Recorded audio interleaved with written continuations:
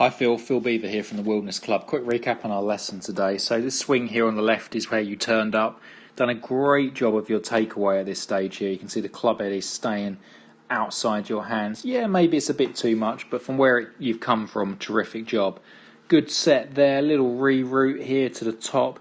Yes, eventually I'd love to see it a little bit longer. I would like to see a little bit more hip turn. I'd like to see left arm parallel there.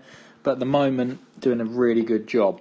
The key really is we want to see the shaft from this position here, if I can draw a straight line, change angle. And what I mean by that is I would like to see it shallow, and you can see now, look at that, it's come down on a different angle. Before, your club came down steeper and it would start to go sort of this angle, and it went there, and now you can see actually, if I get rid of those lines and even make it a different colour, you can see already that the shaft is shallowing, as I'm saying there. So you've done a really good job of that.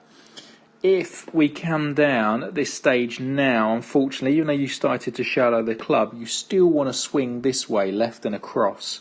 And what you're going to do now, even though you've dropped it, what I'd say, in the inside or coming down the right line, the club now, what we call tips outside the line, and we can see now the club is again to the right of the ball, which is such a shame after such a good transition of the downswing. And that's purely where you're either trying to release the club or is so used to swinging left and across it, but your path is that way, as opposed to I want you feeling that you swing out this way. But we can see here the club's coming across the ball, and we're going to have that big divot, which is great, but it is considerably left. If we draw a line through that divot, I mean, that does not match the stick on the floor. So we just wanted to tidy that up, and you can see here there is a noodle in the ground. Now I noticed in your bag you have a couple of sticks. If you stick your stick in the ground at this sort of angle, so it's above the ball and in line with the ball really, as you look down the line, as we're looking here, it's just going to stop that club tipping. When you tip, you'd hit this.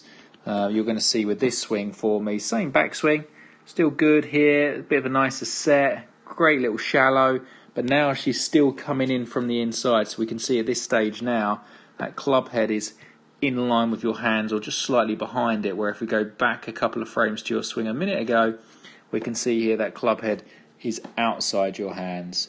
So we want to get the club inside, and from there then you can release out to the right, and now you can see the path is that little bit better there. I'd still like to see the face close a little bit more.